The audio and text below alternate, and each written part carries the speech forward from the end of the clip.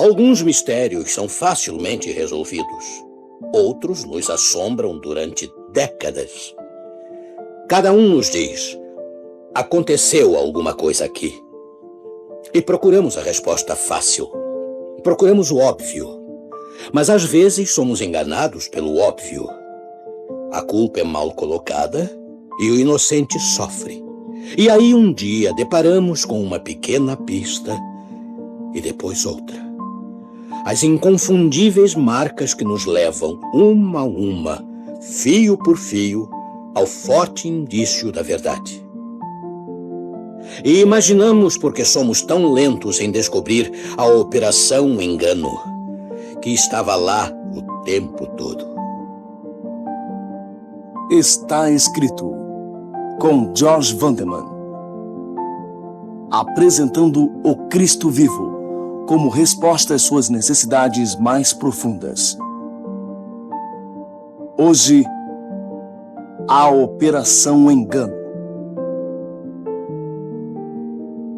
Em 18 de dezembro de 1912, foi anunciado ao mundo que os restos de um fóssil humano primitivo havia sido encontrado em um poço raso de cascalho perto da vila de Piltdown, no condado de Sussex. A Inglaterra ficou orgulhosa pelo que os homens de Piltdown acreditavam ser o mais antigo fóssil humano conhecido. Mas 40 anos depois, foi feito um outro anúncio. Tinha sido tudo forjado. Um trabalho de pessoa ou pessoas desconhecidas. A mandíbula não era de um ser humano, mas de um orangotango fêmea bem jovem. E seus dentes tinham sido limados, ficando assim bem claro que não pertenciam ao crânio. Os cientistas britânicos ficaram corados. Charles Dawson, o descobridor, tornou-se o principal suspeito. E como ele havia falecido 37 anos antes, um monumento a ele foi discretamente removido. Através dos anos, vários outros foram mencionados como possíveis suspeitos, mas Dawson continuou como principal. Mas houve um outro que andou lá em Piltdown durante as escavações. Era um médico aposentado que conhecia bem a anatomia humana. Ele era químico e muito interessado em geologia e arqueologia. E era um ávido colecionador de fósseis. Mais do que isso, ele gostava de uma boa farsa. Gostava de aventuras. Era um excelente escritor e sabia manipular as tramas mais complexas. E não era difícil encontrar um motivo, pois ele tinha uma rixa contra o sistema científico britânico. Quem era ele? Nada além do criador de Sherlock Holmes, Sir Arthur Conan Doyle. Sabe, Doyle morava a apenas 10 quilômetros do local das escavações, e parece que ele as visitou abertamente em 1912. Ali estava um médico não mais clinicando, a essa altura desfrutando as recompensas de um autor bem-sucedido. Ele gostava muito de caminhar, acostumado a percorrer grandes distâncias. Não há dúvida de que ele visitava com frequência aquele lugar relativamente pouco vigiado, passando perto dele e dando uma olhadinha para observar o andamento. Tudo o que ele tinha a fazer era observar os escavadores. A tarefa mais difícil, é claro, seria idealizar uma criatura convincente. Manchando-a para a cor combinar com a cor do cascalho, cercá-la com os restos apropriados de fósseis e implementos. Tudo isso ele tinha toda a possibilidade de conseguir. Como pôde ele ter conseguido a mandíbula de um orangotango? De um antigo vizinho que tinha voltado recentemente da península de Malawi, onde seu irmão era diretor dos museus de Malawi. E um desses museus acabara de comprar a maior coleção de espécimes animais de Bornéu. Os orangotangos vivem somente em Bornéu e Sumatra. Mas como poderia Doyle saber afilar os dentes e torná-los parecidos com dentes humanos? Bem, no início, como médico clínico, ele morou em uma casa que antes havia sido ocupada por um dentista. E ele encontrou ali um grande número de moldes de mandíbulas humanas. Mas como ele conseguiu o crânio certinho? Bem, ele também tinha um amigo que tinha uma coleção de crânios humanos vendidos com frequência aos interessados. Alguns dos fósseis, restos do mamífero plantados pelo falsificador, foram mais tarde identificados como vindos do Mediterrâneo. Como Doyle poderia tê-los obtido? Ele e sua segunda esposa tinham tido uma lua de mel recentemente no Mediterrâneo e tinham visitado os locais mais prováveis. A época de sua viagem era perfeita. Cada vez mais as pistas iam se encaixando como peças de um quebra-cabeça. Mas e quanto ao motivo? Por que razão ele tinha essa rixa contra o meio científico?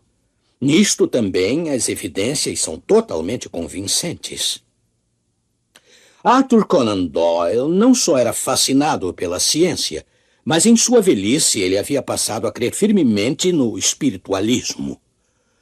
Por outro lado, o cientista Edwin Ray Lankester era um dedicado evolucionista darwiniano, provavelmente um dos mais fortes e teimosos defensores do evolucionismo. E ele não acreditava em espiritualismo, costumava ridicularizá-lo com ataques impiedosos. Ele acreditava que o que eles faziam era forjado. Queria desesperadamente pegá-los no ato. Com este propósito, ele assistiu a uma sessão espírita em companhia do médium americano Henry Slade. Ele era um dos mais destacados espíritas daquela época. Teria de haver comunicação com os espíritos. Os espíritos psicografariam uma mensagem através de Slade, mas logo após Slade ter se apresentado às pessoas ali para demonstrar que não havia farsa, e antes de haver qualquer ruído de escrita, Lancaster agarrou Slade e descobriu a mensagem já de posse dele. Deste modo ficou comprovada a fraude. Henry Slade deixou a Inglaterra o mais rápido e silenciosamente possível. Doyle ficou muito aborrecido com essa revelação, afirmando que não era justo condenar todos os espiritualistas por causa de um caso de fraude. Doyle e Lancaster não eram amigos. Não seria nenhuma surpresa se Conan Doyle, mestre criador da ficção como era, demonstrasse algum prazer se viesse a provocar o mesmo tipo de embaraço à ciência britânica que Lancaster causou aos espiritualistas. Que motivo mais natural poderia haver? Sim, a Operação Engano. O elo que ligava Conan Doyle ao homem de Piltdown era muito, muito forte. Mas, meu amigo, existem outros elos, outros laços, outras conexões que temos que explorar hoje. Alguns muito interessantes e alguns muito importantes. Elos ligando dois opostos muitas vezes antagônicos entre si. A evolução e o espiritualismo. Um se considera a si mesmo ciência e o outro se considera anticientífico. Nos dias de Arthur Conan Doyle, a teoria da evolução tinha conseguido, mais do que tudo, destruir a fé na Bíblia e no próprio Deus. Mas isso deixou homens e mulheres à deriva, no mar das chances, sem futuro, sem esperança. Para onde então eles se voltaram? Voltaram-se aos milhares para o mundo espírita. Para as sessões, para os fenômenos psíquicos, num esforço para substituir o que haviam perdido. Mas existe uma barreira muito forte entre a evolução e o espiritismo, pois ambos vêm dos primórdios deste mundo. Encontramos lá o início do espiritismo e suas promessas. Encontramos no registro dos primeiros judeus um fenômeno psíquico para atrair a audiência. É verdade que não encontramos a teoria da evolução no livro de Gênesis, mas encontramos logo no primeiro versículo da Bíblia a afirmação clara de que Deus é o Criador. E o texto é assim, Gênesis 1:1. No princípio criou Deus os céus e a terra. Esta é uma afirmação simples, que a teoria da evolução se recusa a crer. Lança um desafio ao poder criador de Deus e o substitui por uma teoria humana sobre o início da vida neste planeta. Este é o âmago da destruição dos evolucionistas. Você já notou que o grupo dos incrédulos da Bíblia está em geral preocupado com os primeiros capítulos de Gênesis? Você pode ver como a evolução está ligada a este livro como um desafio aberto à credibilidade de Deus. No caso do Espiritismo, encontramos seu começo na própria história da queda do homem, registrada no 3º capítulo da Bíblia. E lá Deus é abertamente desafiado em não ter dito a verdade. Ora, eu sei que a história da queda do homem é amplamente considerada como uma espécie de folclore. Um divertido folclore, é claro. Se você perguntar a alguém quem comeu a maçã, você vai obter a resposta Eva. Mas o fato de não haver nenhuma menção de maçã na história de Gênesis é uma indicação de que pouca atenção temos dado ao que aconteceu lá. Ora, eu pergunto a você, será que Gênesis 3 não é nenhum folclore? Antes do primeiro espocar dos canhões cósmicos de uma guerra contínua e em escalada, Gênesis explica todas as coisas estranhas que estão acontecendo hoje. Imagine, se quiser, o impossível. Imagine, se quiser, que você era um repórter cósmico, designado para cobrir a criação do planeta Terra, para ser uma testemunha ocular de tudo. Seria uma semana empolgante acompanhar o Criador e uma comitiva de anjos à medida que eles se movessem pelas estrelas nos corredores espaciais com galáxias e sóis brilhantes por todos os lados. E as harpas dos anjos tocando nas alturas. Aí você alcançaria um local solitário na borda do universo de Deus. Você o veria saindo do vazio e pronunciando palavras cheias de todo o poder do infinito. O trovão em sua voz ressoando até mundos distantes. E de repente ali estava. Um instante, onde antes não havia nada, surge um planeta das mãos do Criador, girando numa órbita perfeita. E você assistindo uma semana espetacular, além das palavras. Se você usasse os melhores adjetivos, nem se aproximaria da realidade. Aí, numa tarde de sexta-feira, vinha a obra-prima da criação de Deus, feita à sua imagem, Adão e Eva. Você se alegraria por receber permissão de continuar cobrindo os acontecimentos, mas tal perspectiva não era de todo brilhante, pois você sabia que nem tudo estava certo no universo de Deus. Um dos anjos mais privilegiados de Deus, aquele chamado Lúcifer, ficou insatisfeito por nada. Parece que sua própria beleza o convenceu de que ele precisava ter o lugar de Deus. Ele estava muito zangado pelo fato de que o Filho de Deus é que seria aquele a dizer as palavras para que o planeta Terra existisse. Por que não Lúcifer? Por isso ele foi banido do céu. Não havia outro jeito. E agora ele estava aqui. Você se lembra de como ele ficou furioso quando viu a incrível beleza do planeta que Deus havia preparado para Adão e Eva? Você o ouviu praguejando contra Deus e planejando tornar este planeta o QG de sua rebelião? O problema é que Deus tinha criado Adão e Eva com o poder de escolha. Ele não queria que suas criaturas fossem robôs. Assim, esse par feliz poderia se rebelar. Poderia acontecer. Isso seria uma tragédia. Você ouviu Deus falando com Adão. Você tomou notas. Ele disse mais ou menos isto. Adão, eu lhe dei o poder de escolher. Você não é um robô. Coloquei diante de você a vida e a morte.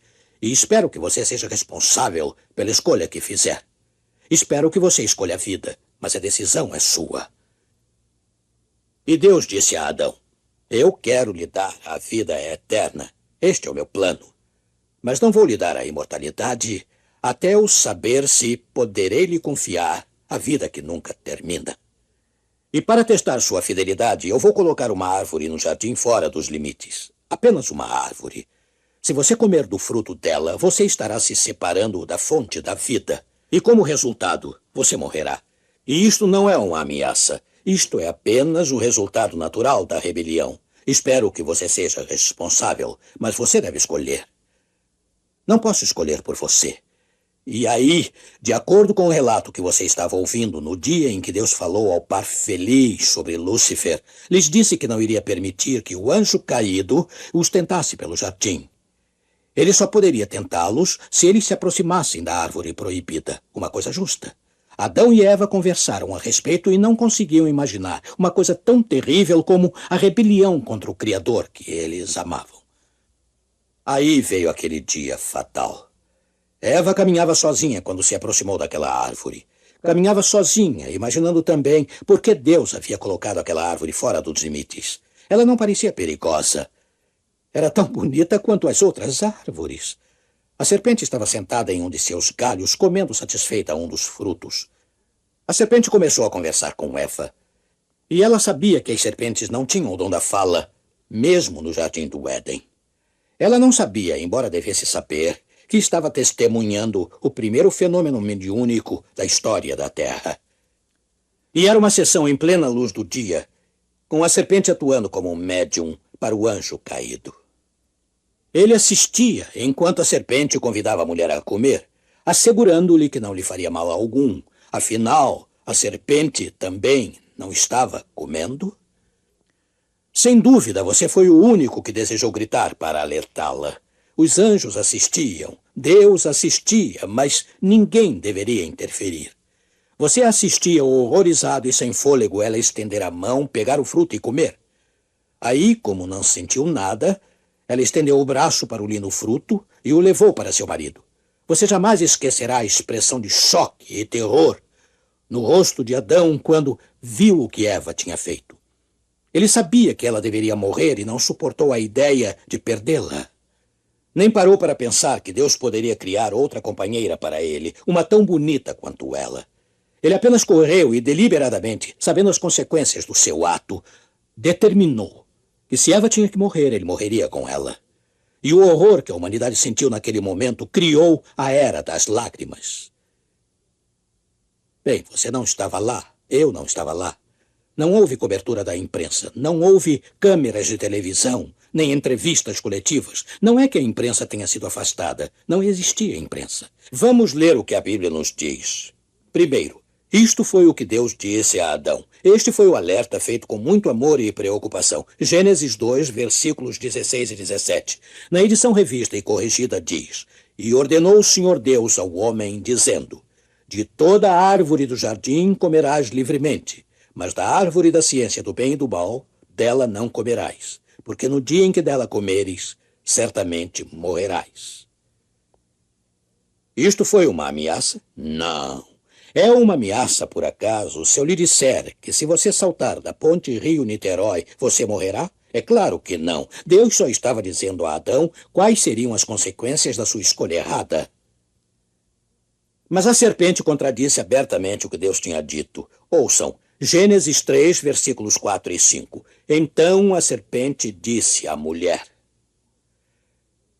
Certamente não morrereis, porque Deus sabe que no dia em que dele comerdes, se abrirão os vossos olhos, e sereis como Deus, sabendo o bem e o mal. A batalha agora estava aberta. O anjo caído havia chamado Deus de mentiroso. Com os seus súditos aparentando fazer o bem, ele faz esse mesmo desafio hoje a Deus. Milhões estão acreditando. Pensem sobre isto por um momento. Se a queda do homem não foi planejada ou programada pelo Criador, concluímos que ela não precisaria acontecer. Então vamos supor que a esposa de Adão, em lugar de travar um diálogo com a serpente, tivesse dado uma volta no local ao som da fala da serpente e batido o primeiro recorde mundial na corrida de volta para a companhia segura de seu marido. Se apenas a história de Gênesis pudesse ser reescrita. Que tal isto? Deus é todo-poderoso. Nada é difícil demais para ele. Aquela conversa entre Eva e a serpente só levou alguns segundos. A decisão de Adão levou fração de segundos. O tempo estava sob o controle do seu Criador. Por que ele não poderia apagar aquele breve segmento de tempo da história, fechando-o como se não tivesse acontecido? O destino da raça humana deveria depender da decisão de uma única hora? Mas não. Um Deus de amor e de integridade jamais aceitaria tal manipulação de eventos. Ele jamais nos enganaria sobre coisas que haviam acontecido anteriormente. A trágica história da queda do homem não pode ser apagada, não pode ser reescrita. Aconteceu exatamente como o livro de Gênesis nos conta. A mulher viu a serpente falando e a ouviu. Ela acreditou, e o crer foi o inimigo. Você percebe o forte elo existente entre o engano e a morte? Frequentemente uma pessoa engana a outra por algum bom propósito, mas não o anjo caído. Ele engana muitos homens e mulheres com apenas uma coisa em mente: destruí-los totalmente. Quando lança o seu engano, está lançando a morte, morte da qual não há recuperação nem ressurreição. E você ficará surpreso em ver o pacote atraente que ele sempre usa. A despeito da interminável variação, a constante troca de rótulos e as ilusórias aparências dos presentes, a estratégia do anjo caído e seu exército invisível de anjos transformados em demônios continua a mesma usada no Jardim do Éden. Eles usam disfarces, eles usam os médiums, eles usam fenômenos psíquicos para chamar a atenção e nos tornar vulneráveis. Eles desafiam a integridade de Deus. Eles insinuam que Deus está escondendo o que é bom. Prometem que você nunca morrerá, não importa como você viva. Eles prometem que a rebelião deixará você num estágio igual ao de Deus. Estas são as características da filosofia do grande enganador. Lembre-se das palavras dele. Certamente não morrereis e sereis como Deus. Cuidado com eles, não importa onde os encontre. Não importa quão inteligentemente eles falem, eles deixam um alerta. Lúcifer esteve aqui. Sim, com a continuação desta série especial de programas, você ficará totalmente chocado quando vir o que está acontecendo. Esta geração, infelizmente, é uma presa fácil para qualquer coisa sensacional. Qualquer coisa sobrenatural. Qualquer pacote que venha repleto de milagres. A nossa geração simplesmente adora mágica. Ela é fascinada pelo desconhecido, pelo invisível, pelos poderes das pirâmides e pelas novidades. Milhões estão dizendo: divirta-nos, empolgue-nos, mostre-nos mágica, deixe-nos extasiados com o sobrenatural, excite nossa mente, mistifique-nos, enfeitice-nos, arrebate nossos sentidos, faça-nos flutuar, prometa-nos fama e fortuna e o céu também, e seguiremos você a qualquer lugar. A geração honrada com a presença pessoal de Jesus não era de modo algum como a geração de hoje. Estava constantemente exigindo: mostre-nos um sinal de que você é aquele que afirma ser. Ilumine o céu à meia-noite, suba ao pináculo do templo, mate com raios romanos, dê-nos um sinal. Mas Jesus jamais confundiu mágica com poder. Ele não veio para manipular as mentes, mas para transformá-las ao pedido dos pecadores. Ele não veio para tomar o trono, mas para ser crucificado. Não para ser um rei, mas um sacrifício. Ele disse àqueles que exigiam saber a sua identidade: quando levantardes o Filho do Homem, então conhecereis quem eu sou. João 8:28. Quando me levantarem, quando me crucificarem, quando escarnecerem, zombarem e rirem de mim, quando pregarem cravos em minhas mãos, quando me pendurarem entre o céu e a terra numa desprezível cruz romana, desafiem-me a descer dela se puderem. Quando me deixarem morrer sem sequer um gole d'água fresca, saberão quem eu sou. Sim, quando o penduraram naquela cruz, eles souberam. O ladrão na cruz ao lado dele sabia quem ele era. O centurião romano sabia, os inimigos de Jesus também sabiam. O impiedoso Caifás e Pilatos. E muitos homens afastaram-se daquela cruz com a consciência torturada. Mãos sujas por terem se juntado à turba e crucificado o próprio Filho de Deus. Eu creio que àquela geração e a esta nossa foi dado um sinal. O sinal do Filho de Deus morrendo em seu lugar. Não existe um sinal maior.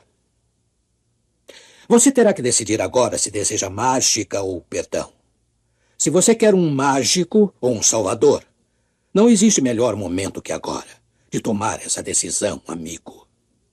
Rude cruz se erigiu, dela o dia fugiu, como emblema de vergonha e dor. Mas eu amo essa cruz, porque nela Jesus deu a vida por mim, pecador.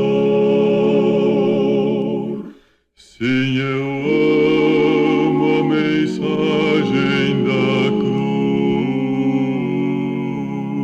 cruz, até morrer eu a vou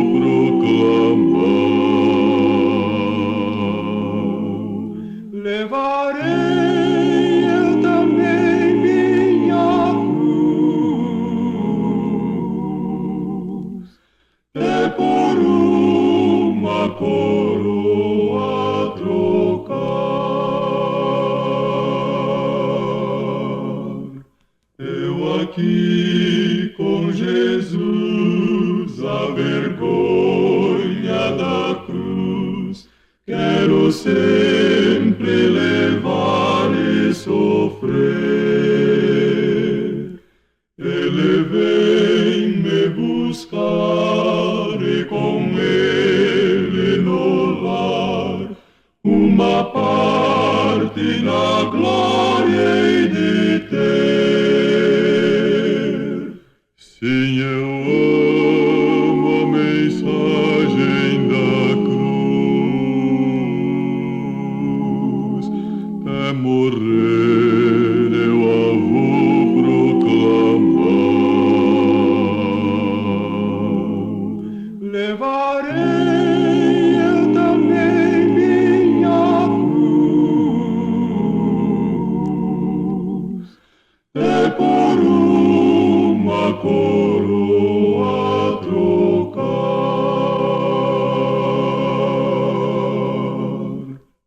Agora vamos orar. Meu querido Pai, sentimos o maravilhoso poder da cruz de Jesus Cristo, nosso Senhor.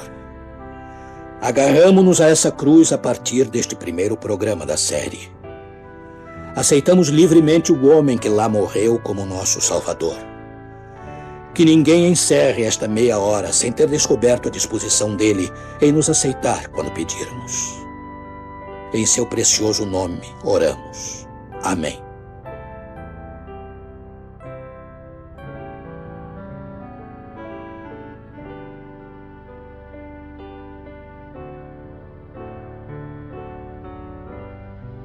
Na próxima semana, brincando com a morte. Existe algum tipo de telefone mediúnico pelo qual podemos nos comunicar com o mundo no além? É sobre isto que estaremos falando. Mas agora, até logo a todos, mas lembre-se, está escrito, não só de pão viverá o homem, mas de toda a palavra que sai da boca de Deus.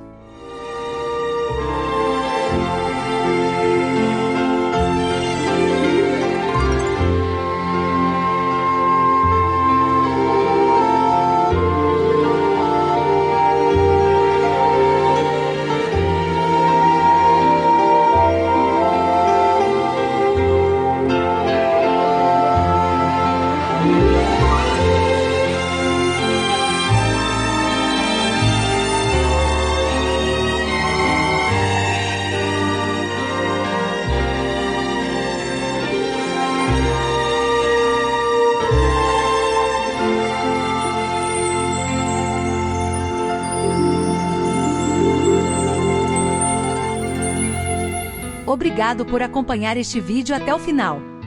Aproveite para conhecer nossos outros canais, onde abordamos uma variedade de temas que certamente irão lhe interessar. Você encontra os links para eles na página inicial deste canal, e mais informações estão na descrição deste vídeo. Agradecemos sua presença e lhe desejamos as mais ricas bênçãos do céu.